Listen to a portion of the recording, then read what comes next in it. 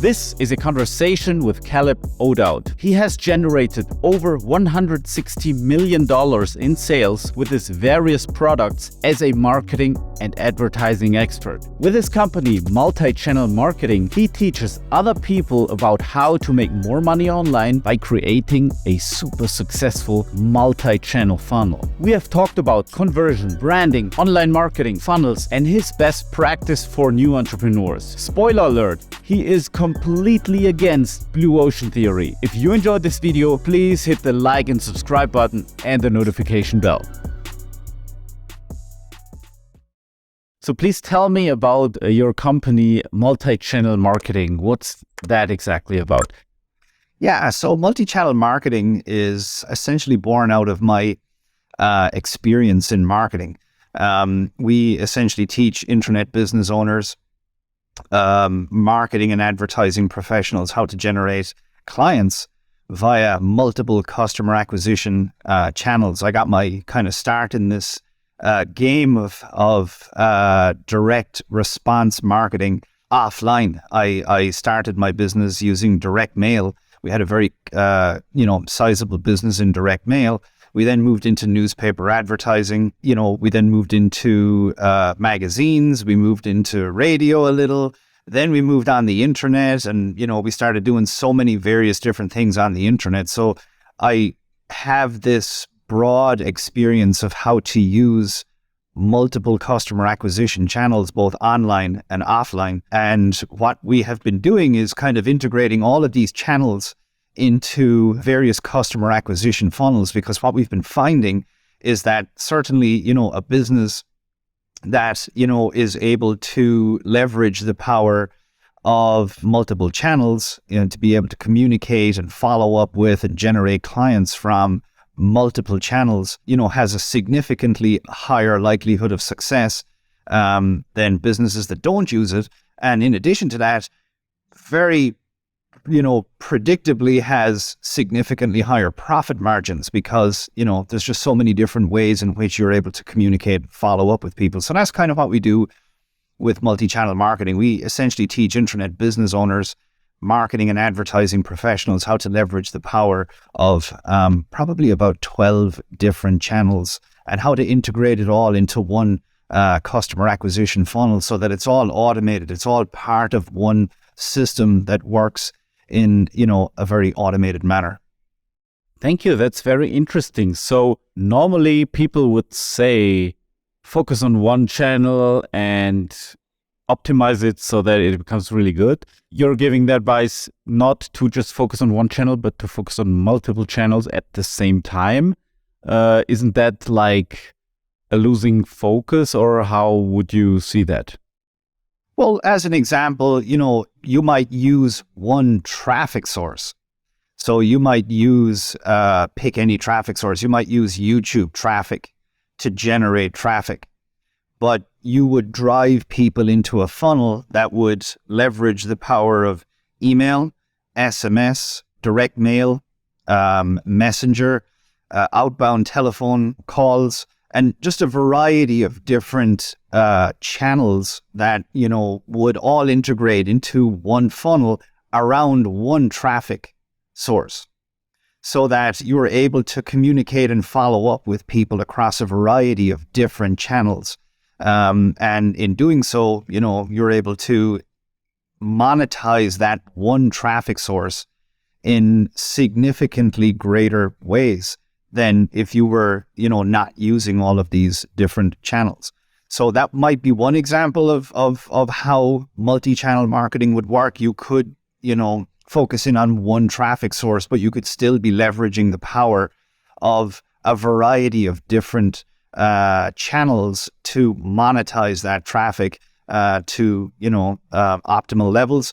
And then, yes, for sure, having multiple channels bringing you, new customers, new prospects, new leads, is obviously, going to be very, very powerful. There's a great quote that I believe thoroughly in, and that is, the most dangerous number in business is the number 1. So if you just have one customer acquisition channel, then if that channel goes down, well, then your business is you're going to experience a very significant interruption to business if you just have one customer channel. So I do believe in the idea of, master one traffic source before moving on to the next one. But certainly as it relates to how do you monetize that traffic source, the data just has conclusively and convincingly demonstrated that leveraging multi-channel marketing to monetize that traffic source is infinitely more profitable than, not using all of these various different channels to monetize that traffic. And certainly then a business that is diversified across a variety of different channels, that, if you have customers coming from YouTube, you have customers coming from Facebook, you have customers coming from direct mail, you have customers coming from all of these various different ways. Clearly, that type of business is going to be, a business that is very safe, it's very secure, it's very diversified. So I think that there's kind of two levels to that. There's the multi-channel marketing opportunity to monetize a single traffic source, and then there's a multi-channel marketing opportunity to bring in customers from a variety of different channels. Yes, I also think a valid point about this topic is the so-called 7 contact rule, which means that before someone buys, he or she has to have at least 7 contacts with you somewhere out there on the internet, or maybe even in person, in order to trust you so that they can make a decision, they can make up their mind. I think this also plays into this, right? Oh, yeah, absolutely. Follow-up is where the money is made, So things like retargeting, things like email, things like SMS, we do a lot of outbound, phone calls. We do a lot of live chat, advertising and marketing. And, what we have found is that the more we can communicate clearly, the more that we can communicate with a prospect, the more that we can identify what the objections are, what the problems are, what the issues are on a kind of a one-to-one basis, the greater our sales conversions become. So yeah, follow-up is really kind of at the core of everything that we do here, because, if you're just using one channel, like for example, just take email. If you have 1,000 contacts on your email list, let's just use simple math. If you send an email to those people, then a really, really good result is that you get 200 of those people to open up your email. That's a 20% open rate. That's pretty darn good going. Yeah. Well, if you were to take the same 1,000 people and you would send them, for example, a direct mail letter, you can expect that about 800 to 900 of those people will open the letter. So multi-channel marketing, at least within this context, because there's a variety of different contexts in which, we can talk about multi-channel marketing, but it's all about getting maximum reach into your audience. So if you acquire 1,000 prospects, how many of them are really going to actually see what it is that you're selling? How many of them are going to see the follow-up that you do? Well, if you're just using email, as in this example, clearly you can see how limited email is in comparison to, having a variety of different multi-channel follow-up campaigns and strategies in place. The company that can get the maximum reach, the most touch points with their prospects and customers is clearly going to be the company that's going to make the most amount of money. And that's really what this whole thing is all about. It's about getting leads, it's about getting customers and getting into as many communications as you possibly can with them, so that you're very much kind of omnipresent. You're kind of everywhere they go, and a very powerful presence across every place that they visit on the internet, even offline. So, we use direct mail a lot because it's enormously profitable. People have forgotten completely about direct mail. Ringless voicemail, another one, to leave a message on someone's phone. SMS, again, massive contact rates with SMS. It's just about, getting into as many conversations, as many touch points as you possibly can with people. But you're right, follow-up is where all the money is, for sure. Very cool. Thank you. So for example, I have a SaaS company. Yeah. At Digistore24, our clients they sell online courses, webinars, supplements, books, ebooks, mainly digital products through our channels. supported by affiliate marketing. We do the attribution, everything is automated. So we have like this B2B clientele, so to speak. Yeah. What would you like? How would you approach the whole multi-channel marketing thing if you were me? How would you like, just from the top of your head? I know you cannot give a very deep answer to that, but how would you approach the whole thing if you were me? If you had a SaaS company and you wanted to have more touch points with clients like that, B2B clients that are all on the internet around the world, basically. Yeah. So one of the first things that we do with clients is we kind of understand what is the funnel that's in place currently. What are you doing currently that's working for you? And we then try and identify what are all the touch points. You know, where does someone touch your funnel? Where does someone touch your business? And once we identify all of the various touch points, and there can be a lot of them, and the more of them there are, the better, because the more touch points, the more times a prospect or a customer, reaches out and touches your company, lands on a page, sends an email, the more of those touch points that you can identify, the more opportunities there are for you to monetize. So it starts with identifying all of the touch points. Once you've identified all of the touch points, what you want to do is then identify all of the actions that people take around those touch points. So I'm very familiar with Digistore24. It's a fabulous platform. I've actually taken part in several launches that have gone on there, and I found it to be a fabulous platform. So, you guys are very well aware of like upsell funnels and things like that. So just to take a very simple example of like an upsell funnel. So a person lands on an upsell page. That's a touch point. They've landed on a page. That's a touch point that we can identify. We can say, hey, people have touched our business in this way by landing on that upsell page. So then what are the actions that people will take at that point in time? Well, there are 3 actions. Number 1, they can abandon the page. They can leave the page. Number 2, they can buy. Or number 3, they can decline the offer. So those are the 3 actions that people will take around a touch point. So once we've identified what are the touch points, and then number 2, once we've identified what the actions are that people take and don't take, around a particular touch point, then we go to work on monetizing those touch points. So for the people that may land on an upsell and decide, hey, you know what, I'm going to leave, I'm going to abandon the page.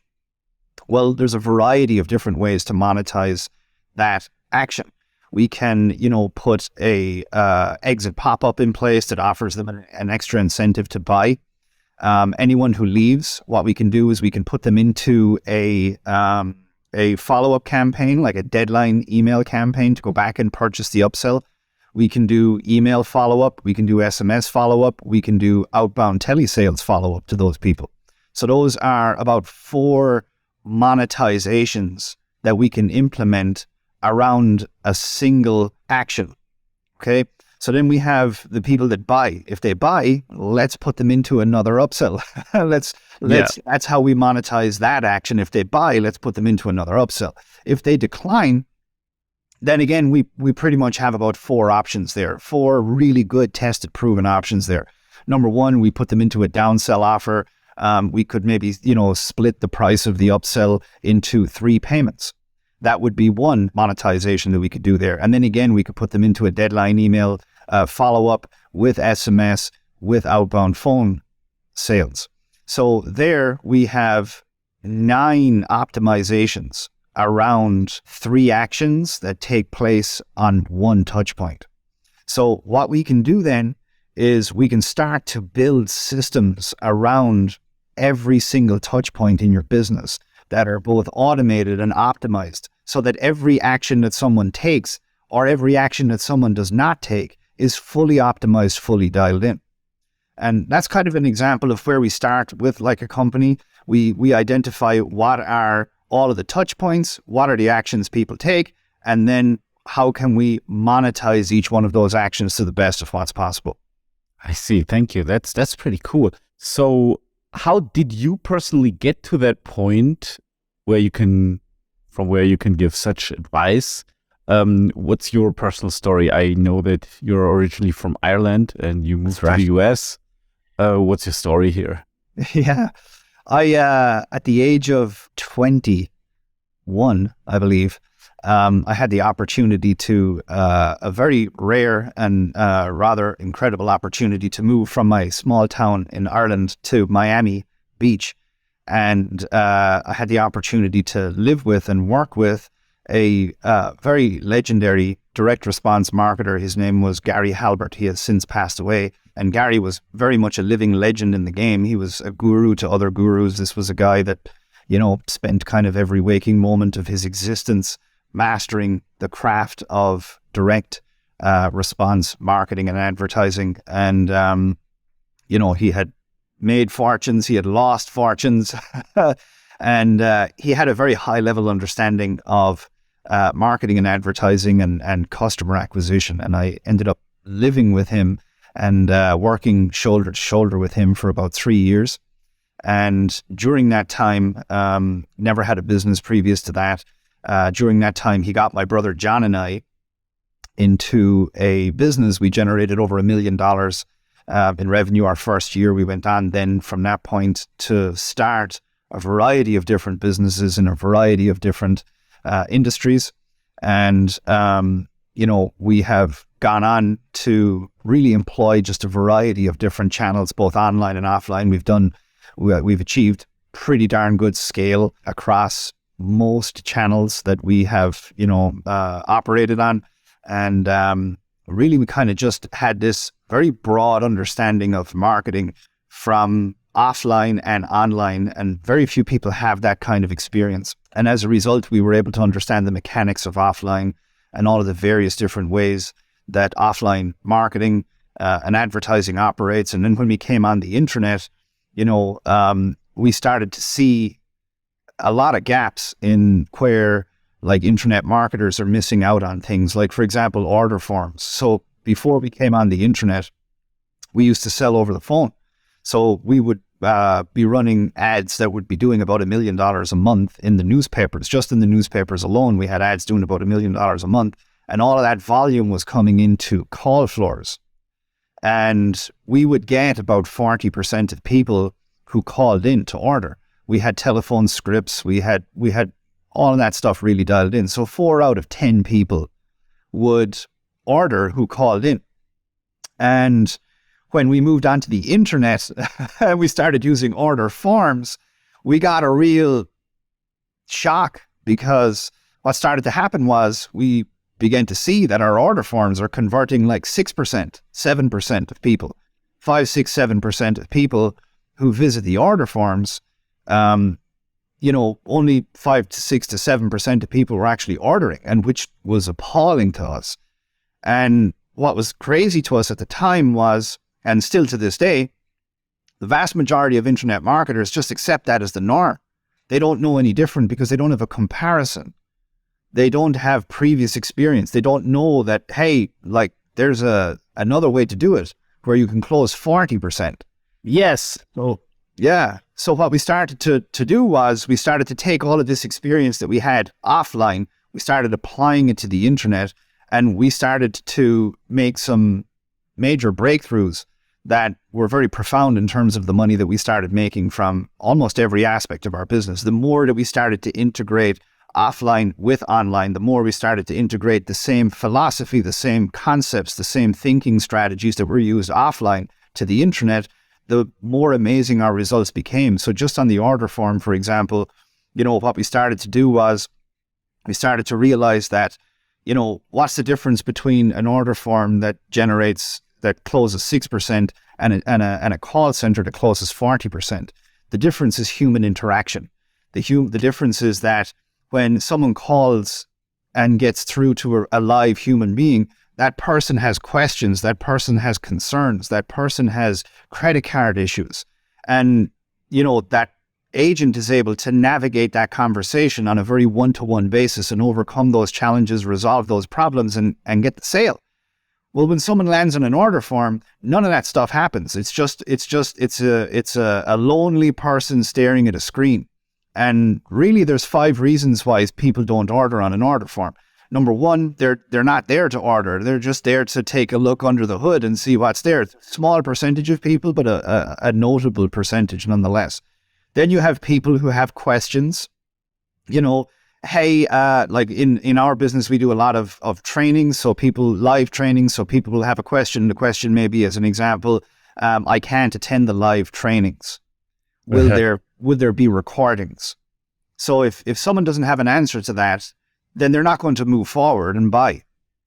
So that's an example of a question. Then someone has a classic objection. Hey, I don't know how to do Facebook advertising. Can I still succeed with this? That would be like an objection. If that objection isn't answered, then that sale isn't made. So there's, someone is not there to buy. There's an objection. There's a question. Then there is an order problem, like with the credit card. So, people might, we had a customer there recently that entered the wrong credit card information 5 times into an order form of ours. And, if we weren't there to assist that person, that sale would have been lost. And then last but not least, there's tech issues. People would be shocked to discover that, so many people are attempting to order on order forms from, iPhones that were made like 6-7 years ago. And the order form tech just isn't optimized for those devices. So if there's no human interaction, if there's no person on the order form that's there to assist with these issues, then this is a major reason why so many people are leaving the order form and not buying. So what we decided to do was we obviously needed to integrate offline with online. So we decided to put a live chat box on the order form. And, a lot of people have tested that and then hasn't worked. For us, we tested it, we dialed it in using, scripts and procedures from offline, and it just massively increased our conversion rates. What we figured out is that the more people on an order form that we can get into a live chat, the higher our conversion rates are going to be. The other thing then that we started to do was we started having cart abandonment campaigns in place, email campaigns that go out to people that don't order, along with SMS and along with outbound telephone calls. And again, this integration of live chat with outbound telephone calls in combination with SMS and email all around a deadline, we were able to get, our conversion rates up to about 19% in volume. That's at scale. That's not like onesie twosie sales. We're talking, millions of dollars worth of revenue flowing through order forms. So just on an order form perspective, just from that one perspective, this combination of offline tactics, strategies, concepts, thinking, in combination with modern internet marketing was able to allow us to more than double, nearly triple our order form conversion rates, which, as you are very well aware, Sven, if you're able to double an order form conversion rate, that doubles a business. Yeah. So absolutely. You could imagine what your, SaaS company is doing revenue-wise currently. So if you're in a position to double your order form conversion rates, well, then you could imagine what that would equate to for your particular business. And it's the same pretty much for every other type of business out there. Double your order form conversions, you double your business.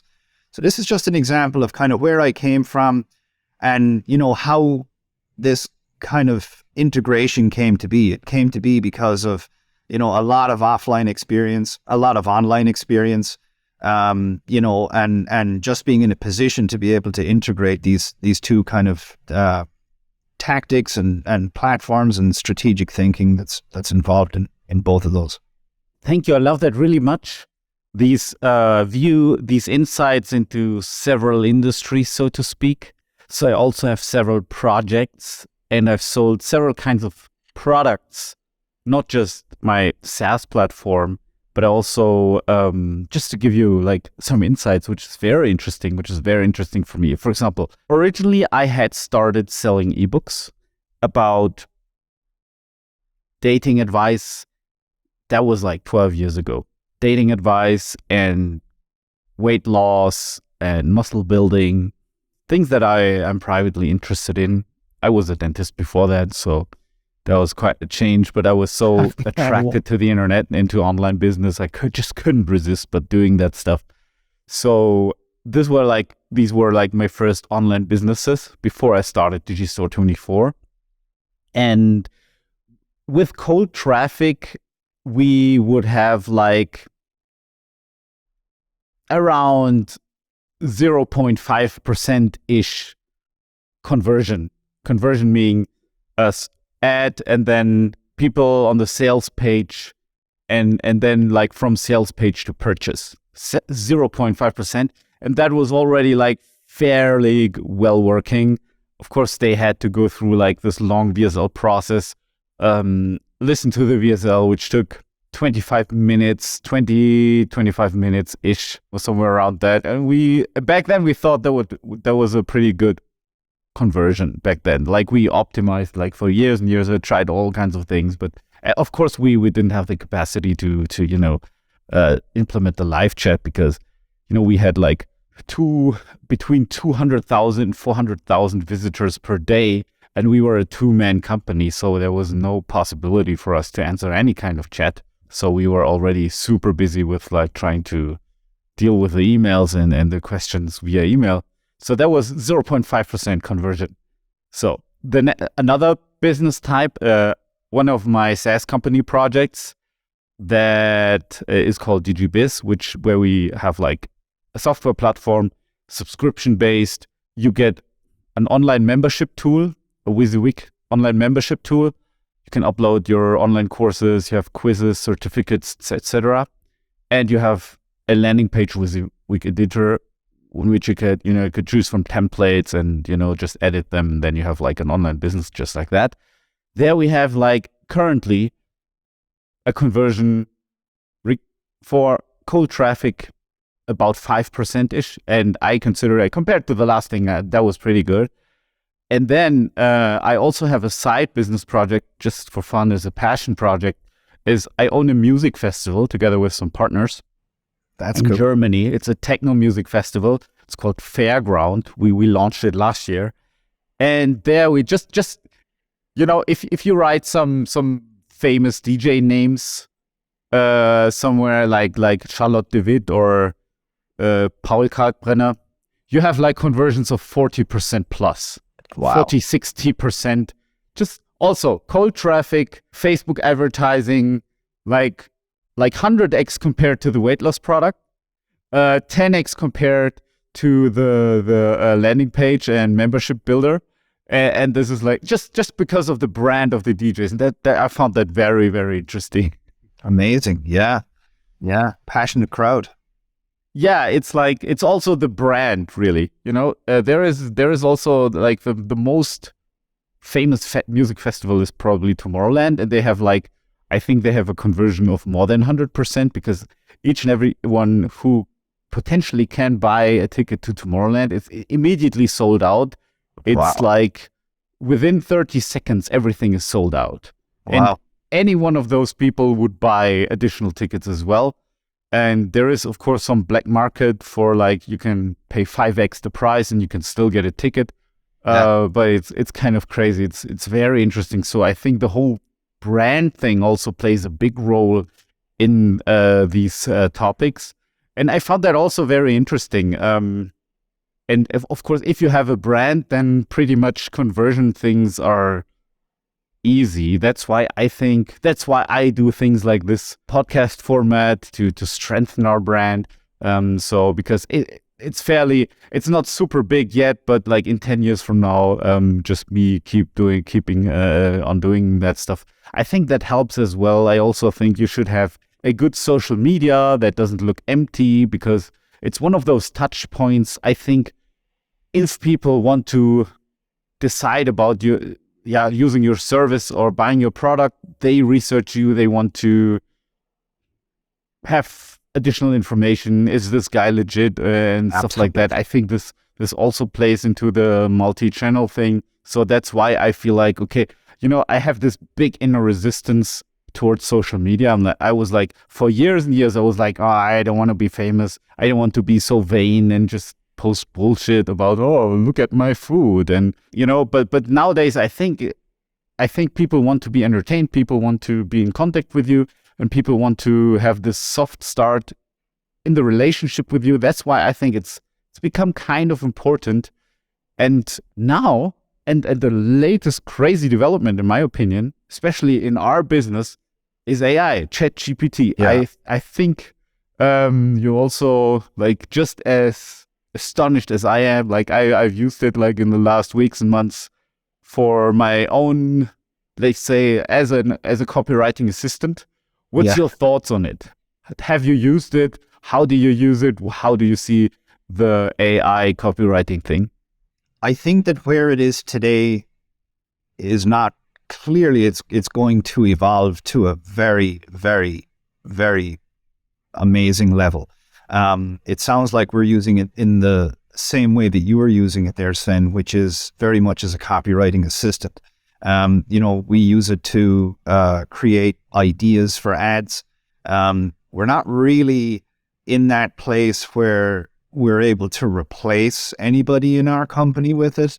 I know that's like a lot of people are talking about, it's the death of copywriters and this, that, and the other. I certainly don't think that we're anywhere near that level today, but at least in my business and from, my perspective, it's a fabulous way to create great first drafts of ads. Yeah.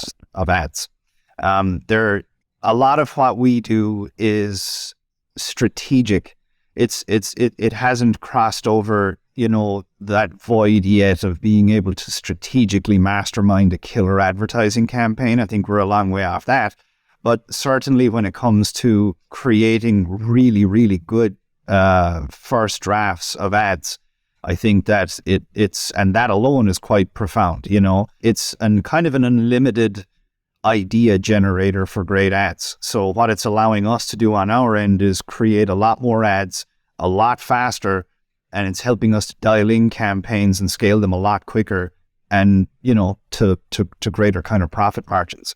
I think that it is going to be everything that everybody thinks it's going to be. I think it's equal parts terrifying as, equal and equally magnificent and astonishing. So yeah, I'm on board with it. I believe very powerfully in the benefit of using it, and I think it's just going to get better and better and better over time. Yes. Yeah, and I agree with you as well about the brand. I think that more and more and more as the years roll by here, a brand is becoming more and more of an essential part of any marketing and any kind of business strategy on the internet. I have a buddy, his name is Bond Halbert, and Bond Halbert talks a lot about the Google sniff test. And the Google sniff test is, the idea of it is people are absolutely going to Google and searching for you. They're going to social media, they're going to Google, they're doing their own preliminary kind of background checks on you, your business. They're checking out reviews, they're checking out your name, the company name, the product name. And they are more and more and more looking into you. And if you are not focusing on growing your presence, if you're not focusing on establishing your credibility, if you're not focusing on passing what Bond Halbert calls the Google sniff test, then, you absolutely are losing out on sales. You can go to any keyword search tool. If your business is doing any kind of reasonable volume, you can go use any sort of keyword search tool, type in your business, type in your name, type in your product or service name, and you will clearly see that if you are doing any reasonable volume whatsoever, there is a population of people that are going there looking for you. One of the things that we teach people to do in our funnels is put together what we call a brand awareness campaign. And a brand awareness campaign is essentially designed to capture those particular people. If you can, establish some form of credibility, if you can, get hosted on podcasts, if you can get an article published on a credible magazine or something like that, and then when someone goes and searches for your business, you can have ads show up that direct people, those searchers, to podcasts that you're on or to articles that you have written in, popular publications and things like that. And what we have found, we're able to track all of that back to sales. really, really powerful way of selling people, because when someone is looking for you, they are a buyer. They're saying, hey, I'm so interested in you. I'm so interested in your business. I'm so interested in your solution. I want to buy, but I'm just skeptical. So I want to go and investigate you. And if you can point them then into places that overcome their skepticism, they're coming back around to buy. And that's a very, very underutilized strategy at large. But I thoroughly agree with you that a brand is not just a good idea. I think more and more it's becoming essential. And I think, it is already essential for you to have a credible presence on the internet. People are looking, and if they don't find you, and if they can't find you, or if they find something negative about you, that is absolutely hurting your sales, and you've got to fix that. It's not a luxury anymore. Yeah, I think it's a necessity, and that's why I sell myself, doing things like that quite often, especially in the first months of doing a podcast. I was thinking, I should be managing this 200 people company. What am I doing here? Like, I'm now researching the hobbies of some podcast guests, and I should be running this big company. Like, well, what's going on? But then at the same time, it accumulates. The first podcast episodes, they don't have a big effect, but over the course of years, it's a big asset that you have or you do not have. So I think it's very important, and this. And there's also this funny caveat in especially my business, Digistore24. There a lot of content that's being produced is done by affiliates who want to promote a certain product. And if affiliates want to promote certain products through videos, of course, which makes sense, I'm not blaming them, they're going to use phrases that create attention. And this attention kind of marketing, attention goes to especially negative phrases. So is Digistore24 a fraud? Or, is it a scam or something like that? It's, clickbait, basically.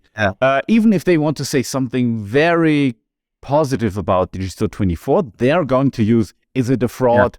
Question mark. And you see all these crazy videos, and I'm like, okay, we need a ton of content done by ourselves so that people can do have the chance to get an impression, especially if you're in the B2B field like we both are. Both of us, we have to kind of defend our reputation, because our affiliates, they're going to throw out stuff like that, and that's quite hard actually.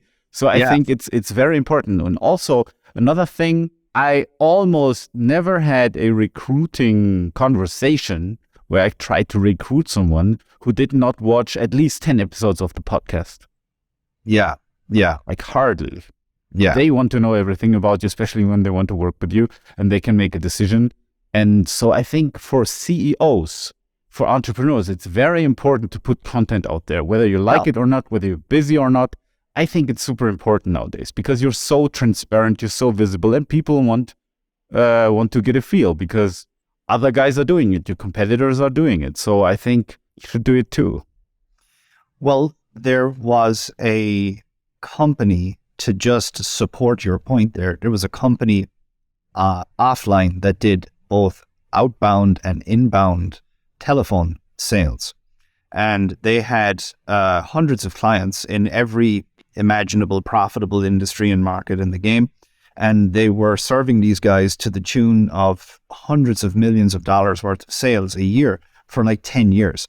And what they decided to do is they decided to compile all of their data, and they wanted to know, like, why are some guys really crushing it and other guys not? What does the data show? Because they've got so much data. And the data showed several really interesting things. We won't get into all of it, but just to support your point, what they discovered was the companies that did the most volume, most consistently, and were like consistently and reliably at the top of their fields were the companies that had a content marketing strategy that, continued to educate the person the prospect on the problem, the solution, their company, their brand, why they were like, one of the best companies to do business with in the industry. Those companies just consistently ranked at the top of the food chain in comparison to businesses that did not. And one of many conclusions was that, these days, what people are looking for more so, in terms of making a buying decision is a relationship. They want to know who are they buying from. They want to know, like, what is the kind of the background of this company, what is unique about this solution. And if you are not putting that kind of content out there, then it's very hard to compete with companies that are putting that out there. And it's a real competitive advantage, and it's a snowballing. And like you mentioned, it's a kind of a compound interest type of activity. It's not about one video being out there or one podcast. It's the cumulative effect of having, done, several videos a week or several podcasts a week for several years. The businesses that take the time to make that kind of investment in themselves really are the businesses that survive and thrive in the long run. And I totally agree with you in that regard. That's very cool. Thank you. Let's say you would start out like at zero. You would start a new business, ideally an online business. How would you start? What would be your steps regarding all your experience and what you know? What would you do? It's a great question. I think I'll have a very unique answer to that. First of all, I have learned that starting with, this might be controversial for a lot of people, but the number one goal of a business is to succeed, So before you can serve people, you have to succeed, It's not that you need to succeed first and serve people later. The two happen at the same time. But you must understand that if you don't have a profitable business, you're not in position to serve anybody. Therefore, the number one thing to be figured out is how to actually generate clients or sales at a profit. So what I always recommend people do is don't focus on the product first. Focus on the sale. Start with the end in mind. When it comes to a sale, who is the person that's most likely to buy? So what I have discovered is the most motivated buyer in any industry, in any market, is the person that has the most urgent problem. Yeah. So if you have two problems, one is a leaking faucet in your kitchen, drip, drip, drip, drip, drip, that's one problem. But if you have a burst water pipe in your basement that's flooding all of your valuable family heirlooms in the basement, that's a different problem. The burst water pipe is an urgent problem. You're not going to be shopping around. You're not going to be comparison shopping. You're not going to care so much about the cost to get it fixed. What you need is a solution immediately. Yeah. So that's an example of an urgent problem versus a regular problem. So what I always want to do is I always want to find out, number one, what's a really hot niche where there's a lot of money being made? Because I always want to go where the money is. Usually they're very competitive niches. So I always try and operate in very competitive niches because that's where the money is. If that's where all the competition is, that's because there's a ton of money there. So once I've identified a niche where there's a lot of money, I want to identify a prospect that has an urgent problem. Once I've identified the urgent problem, I then want to identify a really unique solution, something that is positioned against the competition as better, faster, easier, more exciting than the competition. Because if I have a solution that is better than than all other solutions on the market for solving an urgent problem, then it's like I'm designing the business. I'm designing a impulse buy. I'm designing a business here where people are going to immediately understand the logic in working with me. Once I have researched my competition and I know what they're doing good and what they're doing bad, I then start to think about a solution that is better, faster, easier, more exciting, less risk than everybody else's. And at that point in time, that's when I put the solution together. That's when I decide, when I start focusing on customizing a solution to an urgent problem and designing it to be better than the competition's. Because again, if I can do that, my likelihood of success is absolutely sky high. From that point forward, I want to identify where can I touch my prospect? Where can I touch this person who has an urgent problem? Where can I find them? Are they best reached on Facebook? Are they best reached on LinkedIn? Are they best reached on YouTube? Once I identify where they are best reached, I then want to go out and I want to, identify how my competitors are currently getting clients, customers from that specific channel. And the beautiful thing is that if you identify a top 5 competitor and you see what they're doing, you can reverse engineer their entire business. This is not about copying what they're doing, but it is about identifying what the roadmap is to success. If you have to make your way through a jungle, a very intelligent thing for you to do is to first find a really good map. It's not about just jumping in. So a top 5 competitor has a map. And what you want to do is you want to identify what that map is. So you can go and start reverse engineering their funnel. See what it is that they're doing. See what it is that they're saying. See what they're offering, the price points, all of that kind of stuff. And you want to reverse engineer that.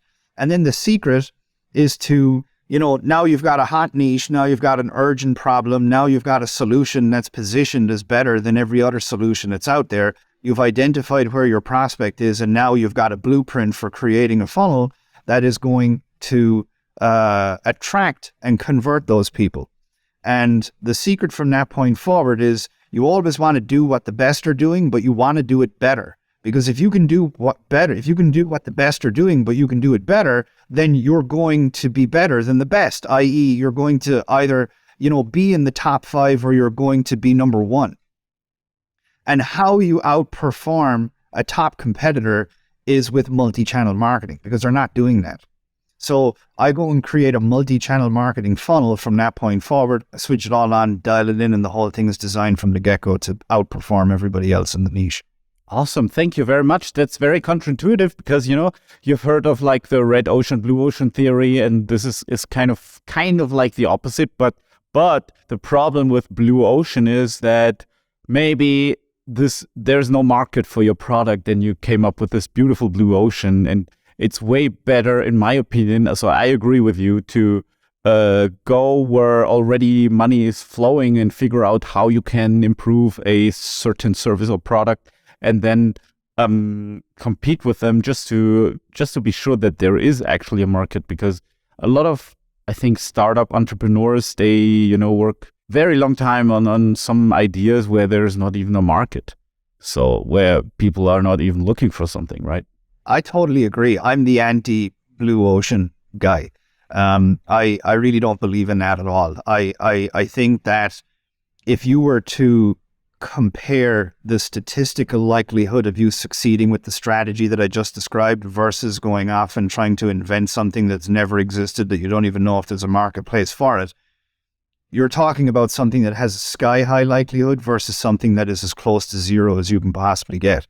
The quantity of guys, and gals that are going to come up with something brand new that's never been invented, that, creates its own marketplace, there's always examples of that. But, you're talking about examples that you can count on fingers on your hands. You're not really talking about a consistent, strategically repeatable formula for building very successful, enormously profitable businesses. You're talking about a lottery win versus a repeatable system for success. And, I just really don't believe, I think the time to go and shoot for these lottery wins is from a place of enormous success.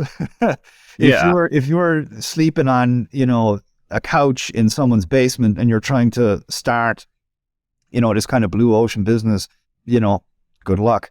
I think the best place to do that from is from a place of having already got enormous success, money in the bank account, and a thriving business that can support taking an enormous low probability of success risk like that. So I'm the opposite of that. I'm all about getting into highly competitive markets, reducing the quantity of risk of failure as much as humanly possible, and constantly tipping the odds of success in my favor.